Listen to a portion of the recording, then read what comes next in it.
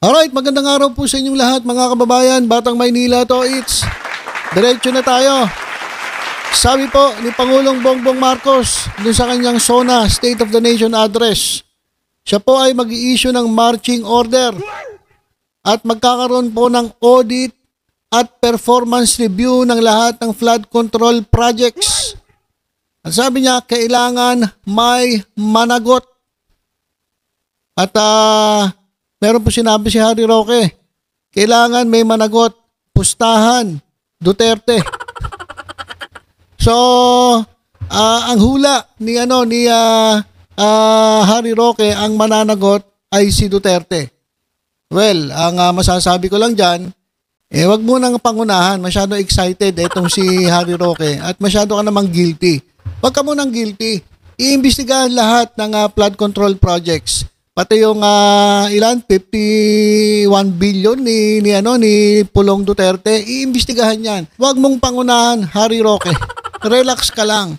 So lahat po ng sangkot sa sabuatan para kumita dyan po sa mga flood control projects ay pagpapanagutin po ni Pangulong Bongbong Marcos. Balikan natin yung grabe mga kababayan, nakakakilabot na bahagi ng State of the Nation Address si Pangulong Bongbong Marcos. Dito mga kababayan, kung saan grabe. Dito ko nakita na talagang galit na ang Presidente Bongbong Marcos at napakasinsir. Sa totoo lang mga kababayan, napakasinsir ni Pangulong Bongbong Marcos nung siya po ay nagsasalita tungkol po dito sa pagsawata sa mga nagsabuatan, nagnakaw at kumita dito sa flood control projects na puro palpak. At sabi nga ni Presidente yung iba ghost projects lang. So, guys, pakinggan natin, balikan natin itong nakakilabot. Tinagalog na ni Pangulong Bongbong Marcos yung SONA para maintindihan. Lalo na ni Robin Padilla. Kasi baka pag English marami hindi nakakaintindi. So tinagalog ng Pangulong Bongbong Marcos para malinaw po sa buong Pilipinas. Para po sa lahat po ng Pilipino yung gusto niyang gawin. At ito mga kababayan, nakakilabot, goosebumps mga kababayan. At ito po yung pinakamagandang bahagi ng kanyang speech na kung saan dito po nagtayuan itong mga kongresista maging ang mga senador kahit sila yung tinatamaan. Siyempre, papalakpak ka kahit ikaw ang tinatamaan, kahit kurap ka, papalakpak ka mapapapalakpak ka Dahil sa sinabi ni Pangulong Bongbong Marcos, hindi mo alam, ikaw na yung yan mayayari dyan sa sasabihin ni Presidente. Ito, pakinggan natin ang ating Pangulo. Kamakailan lamang, nag-inspeksyon ako sa naging epekto ng habagat ng bagyong Krising, Dante at Emong. Kitang-kita ko na maraming proyekto para sa flood control ay palpak at gumuho. At yung iba, guni-guni lang. Huwag na po tayo magkunwari. Alam naman ng buong madla na nagkakarakit sa mga proyekto. Maraming tinamaan doon. Mga kickback, mga initiative, errata, SOP, for the boys. Kaya sa mga nakikipagsabuatan upang kunin ang pondo ng bayan at nakawin ang kinabukasan ng ating mga mamamayan, mahiya naman kayo sa inyong kapwa Pilipino.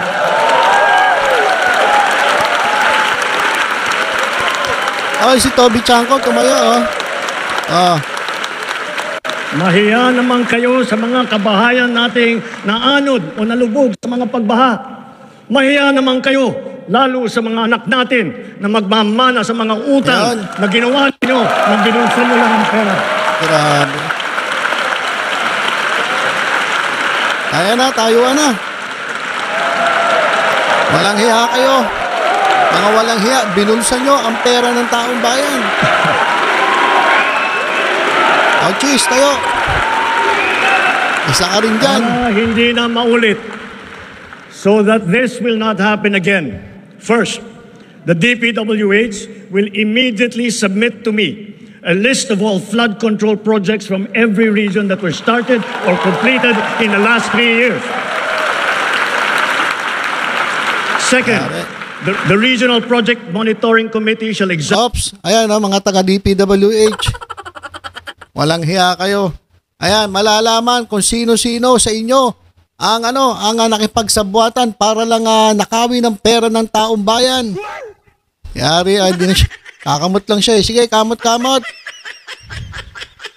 Walang hiya kayo. Examine that list of projects and give a report on those that have been failures, those that were not finished, and those that are alleged to be ghost projects.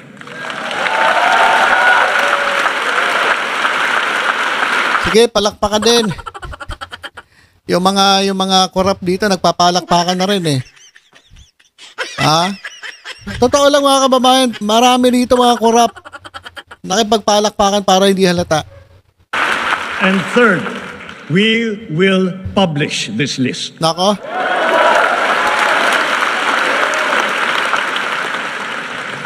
Isa sa publiko natin ang listahang ito. Kaya ang publiko na saksi sa mga proyektong ito ay malayang suriin ang listahan at magbahagi ng kanilang nalalaman para makatulong sa ating investigasyon.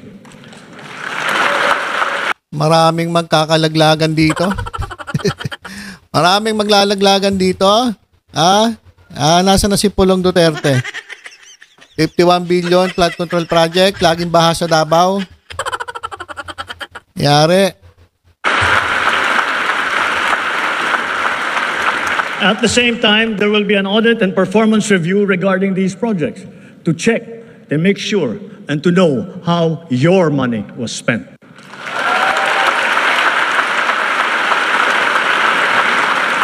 Sa mga susunod na buwan, makakasuhan ang lahat ng mga lalabas na may sala mula sa investigasyon, pati na ang mga kasabwat na kontratista sa buong bansa. Ayan, makakasuhan na. Kakasuhan, pati yung mga kontraktor. Ang daming kontraktor dyan. Bongo. Sino-sino yung mga dyan, senator na may mga construction company? Bongo. Ayan. Sino pa? Pati yung mga nakipagsabuatan, yung mga pondo-pondo ninyo, mga walang hiya kayo. Kala nyo, hindi mabubuko yung mga pinaggagawa ninyo. Eto na, dito na. Eto na yung yung katapusan ninyo. Mga hinayupa kayo. Ha?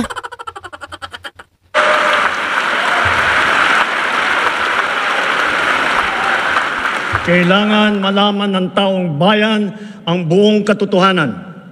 Kailangang may managot sa naging matinding pinsala at katiwalian. Nako.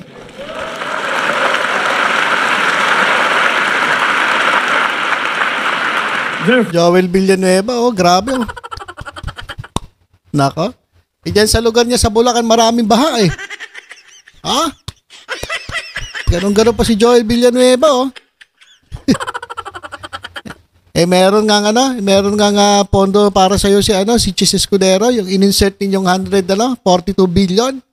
Nako. Palakpak ka, damay ka rin, oy.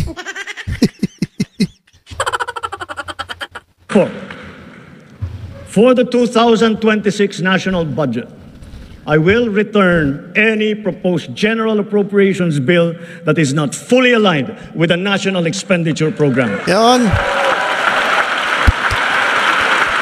Alisin na yan mga ibubulsa lang. Alisin ang mga ibubulsa lang dyan sa budget. And further, I am willing to do this even if we end up with a reenacted budget. Hindi ko aaprubahan ang kahit anong budget na hindi alinsunod sa plano ng gobyerno para sa sambayanang Pilipino.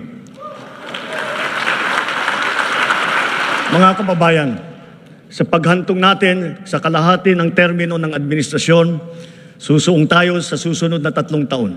Dala-dala sa aking puso ang mga leksyon na natutunan ko mismo mula sa inyo. Ito ang nagbibigay sa akin ng bago at pinag-iba yung gana sa trabaho, sigla sa serbisyo at dedikasyon sa Pilipino. Okay. Ito yung kinabiliban ko kay Presidente Bongbong Marcos. Hindi siya mayabang, no? At inaamin niya yung kanyang pagkakamali. Inamin niya masyado siya maluwag. Inamin niya may pagkakamali siya. At ngayon nakikita na niya yung mga nangyayari sa paligid niya. Kaya nga iisa-isahin niya ng pagbabaklasin eh. Yung mga sumisira sa kanya eh. Diba? So, itong mga taong ito dyan sa Congress, itong mga Senado, ito yung ito yung mga tao na nagtuturo sa kanya. Kapag may ginawang katarantaduhan, itong mga congressman, itong mga senador, natututo siya. Kaya ang kagandahan kay Presidente Bongbong Marcos, sinatanggap niya yung kakulangan, yung pagkakamali niya. At nagbabago siya. Kaya sabi nga, itong last 3 years niya, sigurado mga kababayan, maraming mananagot. At sigurado ako na magiging maganda ang takbo ng ating gobyerno kahit may mga naninira na puro paninira ang ginagawa ng grupo ng mga Duterte. Para sa akin, ganun yun eh. Diba tayo kapag nagkamali, bumabangon tayo at mas lalo tayo magiging malakas, mas matalino. Dahil alam na natin ang pinaggagawa ng mga taong nakapaligid sa atin. So ganyan po si Presidente Marcos. Kaya ako saludo talaga ako dito kay Presidente. Grabe. Hindi yung puro yabang. Hindi yung puro salita lang.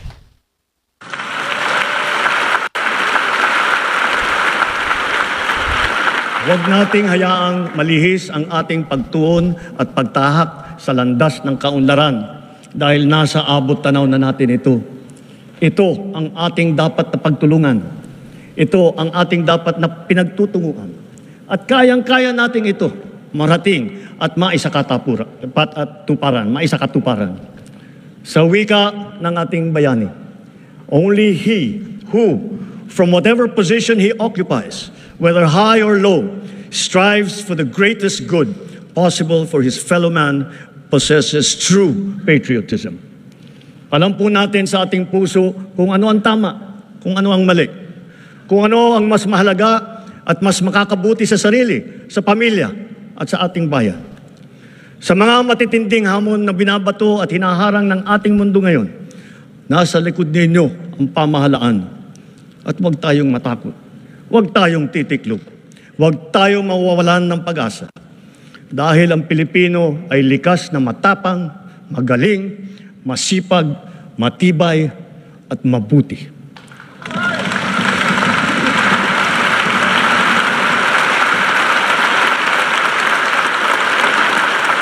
Mga kababayan, tayo ito. Tayo ang bagong Pilipino. Mabuhay po kayo at magandang gabi po sa inyong lahat. Alright.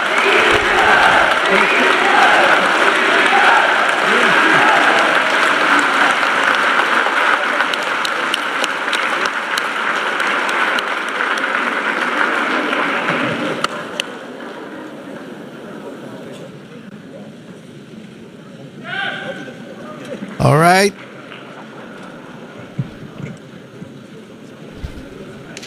On the part of the Senate, the joint session is hereby adjourned. On the part of the House of Representatives, the joint session is adjourned. Okay, so yan mga kababayan, yan po yung yung nakakilabot na speech ni Pangulong Bongbong Marcos. Grabe, ang galing.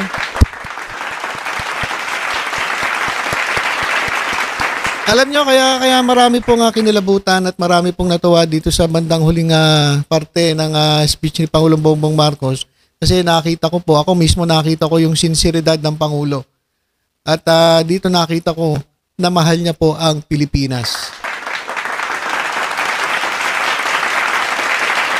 Dapat lang pagpanagutin yung mga magnanakaw sa ating gobyerno. Dapat pagpanagutin lahat ng nakipagsabuatan para nakawin ang pera ng taong bayan. Ang dami po dyan. Hanapin niyo po dyan sa Davao, marami napunta dyan. Kaya hindi PWH kanina, napapalakpak. Kahit alam niya, sila yung nasa hot seat. So ayan mga kababayan, binalikan lang natin yung napakagandang speech ng Pangulong Bongbong Marcos at ito'y isang hamon.